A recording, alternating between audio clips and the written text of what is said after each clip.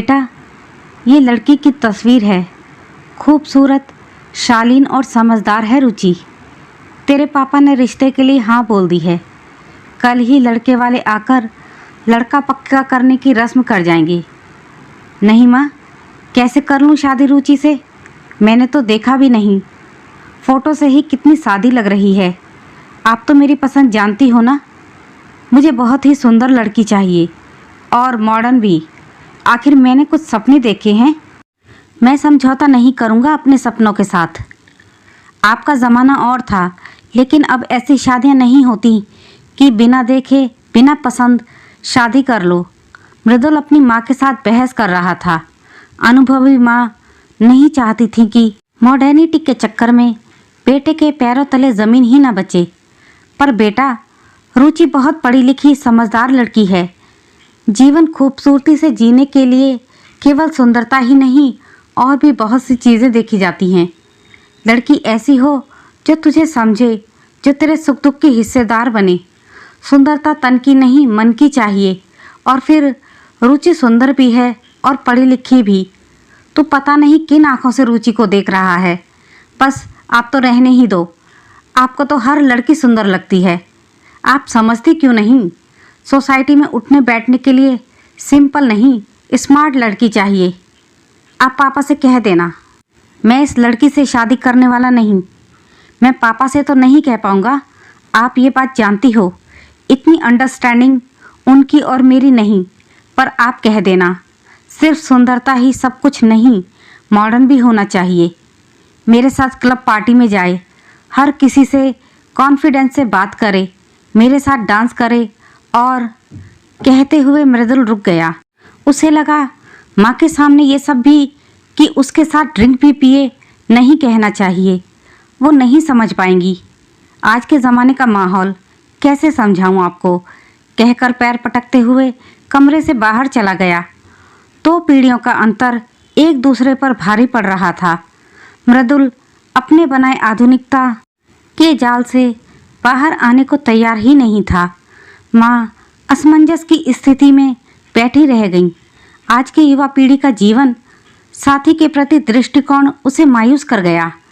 फिल्मी दुनिया और पाश्चात्य सभ्यता का असर बच्चों को किस दिशा की ओर ढकेल रहा है।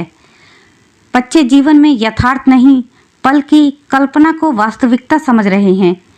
पाश्चात्य संस्कृति से भ्रमित हो वास्तु स्थिति नहीं समझ पा रहे हैं। हमारे यहाँ विवाह के संस्कार होते हैं, दिखावा नहीं। आखिर नाना करते हुए मृदुल की शादी रुचि से हो गई। शांत सौम्य, अत्यंत पढ़ी लिखी रुचि मृदुल की अर्धांगिनी बनकर मृदुल के जीवन में आ गई। मृदुल अब भी अपनी विचारधारा से बाहर ही नहीं आ पा रहा था। रुचि को देखता तो अपने मापदंडों पर उसको खरा न उतरते देख जब तब उसका अपमान कर देता। लेकिन रुचि की माँ ने समझाया था, बेटा, शादी केवल सपनों की पूर्ति ही नहीं है, अधिकार और कर्तव्यों से बना खूबसूरत रिश्ता होता है। कई बार हम इस रिश्ते को नन्हे पौधे की तरह सींचना पड़ता है। बहुत बार पहले मिलता नहीं, देना पड़ता है। माँ की बात तो रुचि मानती ही थी। उसने माता पिता का गहरा रिश्ता देखा था, इसीलिए शांत रहती थी। रुचि ये भी समझती थी मृदुल दिल का अच्छा इंसान है और किसी और को भी पसंद नहीं करता है। बेटा, मृदुल दिल का बुरा नहीं, ना ही उसकी कोई पसंद है, बस थोड़ा व्यवहार का कच्चा है। उसकी कल्पना में पत्नी की छवि कुछ और ही है। मुझे पूरा विश्वास है तुम अपने प्यार और समझदारी से उसके दिल में भी जगह बना लोगी। मेरी बहू मृदुल का साथ पाने व सही दिशा में ले जाने में कामयाब होगी, और फिर हमारा आशीर्वाद भी तो तुम्हारे साथ ही है। रुचि आश्वस्त थी कि जल्दी ही मृदुल भी उसके करीब आ जाएगा। थोड़ा चंचल है तो क्या, आखिर प्यार में भी बड़ी शक्ति होती है। कब तक मेरे प्यार को नहीं समझेंगे? मृदुल जब भी कुछ उल्टा सीधा बोलता, रुचि हंसकर टाल जाती। एक विश्वास की डोर थामे मृदुल को अपना बनाने का सपना संजोए चलती जा रही थी। उसके सास ससुर का भी पूरा समर्थन था। समय गुजर रहा था। मृदुल को पाने की जिद, प्रेम में खिलती रही रुचि के होठों की मुस्कुराहट, मौन से। मृदुल अपने ही दायरों में घूमता रहा। वक्त कब रुकता है, रात दिन गुजरते गए। इन दोनों की शादी को 1 साल गुजर गया। कभी नज़दीक आए भी तो भावावेश में, लेकिन प्यार मृदुल के मन में नहीं उपजा या नहीं उपजने दिया गया। उसके मस्तिष्क ने, जिसमें आधुनिकता से भरे विचार रुकावट थे, रुचि की तरफ से पूर्ण समर्पण रहता। मृदुल की मम्मी पापा भी बहुत समझाते, पर मृदुल की आंखों में तो मॉडर्न होने का चश्मा चढ़ा था। रुचि भी कम पढ़ी लिखी नहीं थी। अंग्रेजी बोलती, हर काम शालीनता में रहकर करती। फुहड़ कपड़े पहनना, पब जाना उसे पसंद नहीं था। भारतीय संस्कार उसके व्यक्तित्व में गहरे समाये थे। आज रुचि और मृदुल की शादी की सालगिरह थी। मृदुल आज शाम टाइम से आ जाना। ऑफिस जाते समय रुचि ने मृदुल को कहा। ऐसा प्रतीत हो रहा था जैसे मृदुल को कुछ याद ही नहीं है। क्यों रुचि, कुछ काम है? अरे तुम याद नहीं, आज 1 साल हो गया है तुम्हारी शादी को। तभी माँ बोली। देखता हूँ माँ, आजकल ऑफिस में काम ज़्यादा है, कुछ कह नहीं सकता, कहकर लापरवाही के भाव चेहरे पर लिए ऑफिस को निकल गया। शाम को रुचि तैयार होकर मृदुल का बेचैनी से इंतज़ार कर रही थी। वो बेचैनी से थोड़ी थोड़ी देर में दरवाजे की ओर देख रही थी। इंतज़ार का हर पल उसे सदी सा लग रहा था। माँ ने रुचि की बेचैनी समझते हुए कहा, अभी आ जाएगा मृदुल, कह रहा था ना काम ज़्यादा है। जी माँ, कहते हुए उसने शर्मा कर नज़रें झुका ली, लेकिन दिल की कसक को नज़रें कहाँ संभाल पा रही थी। दिल के हाथों मजबूर नज़रें फिर दरवाजे पर अटक गईं। रात काफ़ी हो गई, पर मृदुल घर नहीं आया। रात के 1 बज चुके थे। माता पिता सोने जा चुके थे। दरवाजे की घंटी बजी तो रुचि ने दरवाज़ा खोला। अंदर आते ही वो बोला, मैं खाना खाकर आया हूँ, सोने जा रहा हूँ। रुचि ने आज कुछ नहीं कहा, ना कोई झगड़ा, ना कोई मनुहार। वो अपने आंसू का घूंट पीकर रह गई। वो समझ चुकी थी मृदुल को ऐसे समझाना आसान नहीं। अगले दिन मृदुल को पापा से बहुत डांट पड़ी, पर मृदुल पर कोई खास असर नहीं पड़ा। काफ़ी दिन हो गए रुचि यूं ही उदास अपने कामों में लगी रहती। इसीलिए उसका मन बहलाने उसकी सास कपड़े खरीदने के बहाने रुचि को मॉल घुमाने ले आई। अचानक रुचि किसी से टकरा गई। एकदम से सामने देखा तो मृदुल खड़ा था। वो कुछ कहती उससे पहले उसके पीछे पीछे मिनी स्कर्ट में एक और लड़की आकर मृदुल के बगल में खड़ी हो गई। ये देखकर रुचि के दिल में तूफान करवट लेने लगा। मृदुल हड़बड़ाकर बोला, ये मेरी कलीग है स्वीटी, मेरे ऑफिस में काम करती है। माँ ने तेज सवालिया नज़रों से मृदुल की ओर देखा तो मृदुल सकपका गया और बोला, वो बॉस के लिए कुछ शॉपिंग करनी थी। माँ और रुचि को अजीब लगा, लेकिन मॉल में सबके सामने तमाशा ना बने इसलिए चुपचाप घर लौट आईं। ऑफिस में थोड़ी तहकीकात की तो पता चला वहाँ कोई स्वीटी काम नहीं करती, और जांच की तो पता चला मृदुल स्वीटी का नाजायज़ रिश्ता चल रहा है। मृदुल स्वीटी के रिश्ते की हकीकत ने रुचि को तोड़ दिया, और अब रुचि न मृदुल का इंतज़ार करती, न कुछ बोलती, न लड़ती। अब उसने मृदुल को अनदेखा करना शुरू कर दिया। काफ़ी समय गुजर गया। इधर पाश्चात्य रंग में रंगी स्वीटी मृदुल को पुराने ख्यालों का बोलकर उसे छोड़ किसी अन्य अमीर आदमी के साथ चली गई। वो जब तक मृदुल के साथ रही उसे खूब लूटती रही।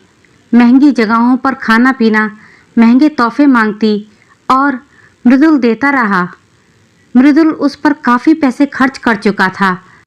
कुछ टाइम बाद वो मृदुल के सामने ही क्लब में अन्य लड़कों के साथ फ्लर्ट करने लगी।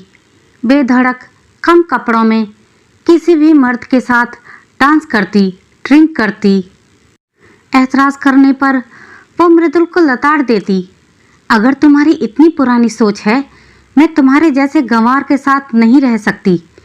मैं तो तुम्हें मॉडर्न समझ बैठी थी। मुझे अब समझ में आया कि ऐसे रिश्ते सिर्फ स्वार्थवश पनपते हैं, प्यार नहीं होता। मृदुल की आंखों के सामने से आधुनिकता का माया जाल टूट चुका था। उसे समझ आया, आधुनिक कपड़ों से नहीं, विचारों से हुआ जाता है। और इस मामले में रुचि काफ़ी आधुनिक थी।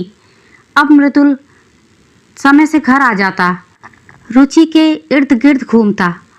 रुचि सब महसूस कर रही थी। अरे रुचि, इस समय कहाँ जा रही हो? आ जाओ, साथ बैठकर नाश्ता करते हैं। नहीं, आज मेरे कॉलेज फ्रेंड अक्षय के साथ प्रोग्राम है, आप कर लीजिए। कहते हुए रुचि घर से बाहर तो आ गई, लेकिन मृदुल का अपनी ओर ध्यान महसूस कर खुशी से खिलखिला उठी। मृदुल रुचि को अक्षय के साथ जाते हुए देखता रहा और बिना नाश्ता किए हुए जाने लगा। तो माँ ने पूछा, क्या हुआ बेटा? यूँ खाने की थाली छोड़कर नहीं उठते, पहले नाश्ता कर फिर जाना। नहीं माँ, मन नहीं है, कहकर सिर झुकाए चला गया। माँ सब देख समझ रही थी। उसे भी मृदुल का रुचि से नाश्ते के लिए पूछना अच्छा लगा। मृदुल को अब रुचि के व्यवहार पर आश्चर्य होता। उसने तो रुचि को हमेशा उसे मनाते समझाते देखा था, कभी अकेली बाहर भी नहीं जाती थी। उससे नहीं रहा गया तो वापस माँ के पास आकर बोला, माँ आपको पता है रुचि कहाँ गई है? क्या रुचि बाहर गई है? मुझे तो पता नहीं, आ जाएगी। माँ ने उसका चेहरा पढ़ते हुए मुस्कुराते हुए कहा। माँ मृदुल के माथे पर पड़े बल देख रही थी। उन्हें अच्छा लगा, आज बेटा रुचि के लिए पूछ रहा है। वे फिर अपना काम करने लगी। उन्होंने मृदुल की ओर कुछ ध्यान नहीं दिया। थोड़ी देर मृदुल माँ के पास परेशान सा खड़ा रहा, फिर चला गया। अब आए दिन रुचि बाहर चली जाती। उसने मॉडर्न ड्रेस पहनना शुरू कर दिया। तुम ये ड्रेस क्यों पहनती हो?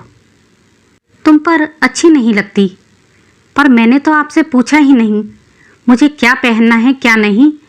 मुझे अच्छा लगता है तो मैं पहनती हूँ। वैसे आप सही कहते थे, क्या बहन जी वाले कपड़े पहनती थी मैं।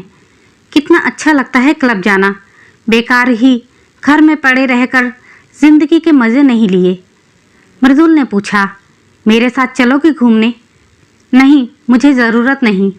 आप ऑफिस में बिज़ी रहते हैं, मेरे कारण समय खराब ना करें अपना। रुचि ज़ोर ज़ोर से अंग्रेज़ी गाने सुनती और जब मन होता देर रात तक अक्षय के साथ क्लब चली जाती। मृदुल देख देख कर परेशान होता, न कह पा रहा था न रोक पा रहा था। मम्मी पापा भी चुप थे। कोई अब मृदुल की ओर तवज्जो नहीं दे रहा था। खोने के एहसास से ही उस चीज़ का महत्व पता चलता है। अब उसे रुचि को खोने का डर सताने लगा। उसकी रुचि को लेकर चिंता बढ़ गई।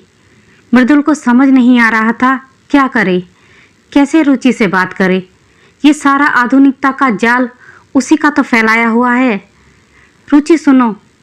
हाँ कहो, क्या बात है? तुमसे कुछ बात करनी है।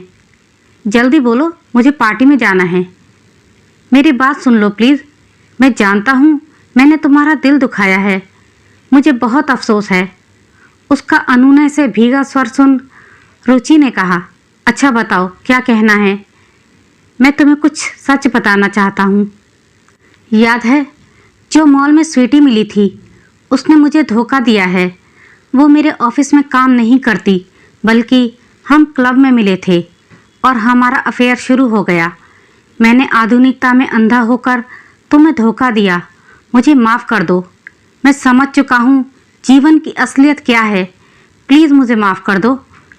तुम जैसी पत्नी मिलना सौभाग्य की बात है। मैं गलत था, माँ पापा सही थे। एक बार बस मुझे माफ़ कर दो।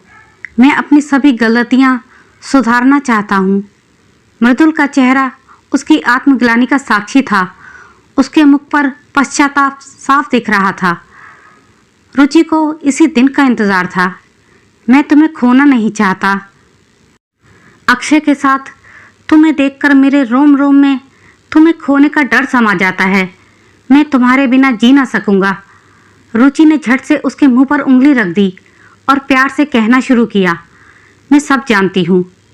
पहले मन में आया आपको छोड़ दूँ, पर फिर ख्याल आया आप गुमराह हो गए हैं इस वक्त, और आपको संभालना, वापस लाना मेरा कर्तव्य है। अक्षय मेरे बड़े भैया हैं जो अमेरिका से पढ़कर आए हैं। बिजी होने के चलते मेरी शादी में नहीं आ पाए थे, इसीलिए मुझसे मिलने घर आए थे। बातों बातों में मम्मी जी को आपको वापस लाने की तरकीब सूझी और इसमें अक्षय भैया को शामिल कर लिया ताकि आप जलन महसूस कर सकें, आप अपने रिश्ते की अहमियत समझ सकें और आप आधुनिकता के अंधे जाल से बाहर निकल सकें। इसीलिए मुझे छोटे कपड़े पहनने पड़े। क्लब के नाम पर मैं अक्सर भैया के साथ माँ के घर चली जाती। रुचि अपनी जीत पर मुस्कुरा रही थी। अब मृदुल भी उसका हाथ अपने हाथ में लिए उसकी जीत भरी मुस्कुराहट में शामिल हो गया।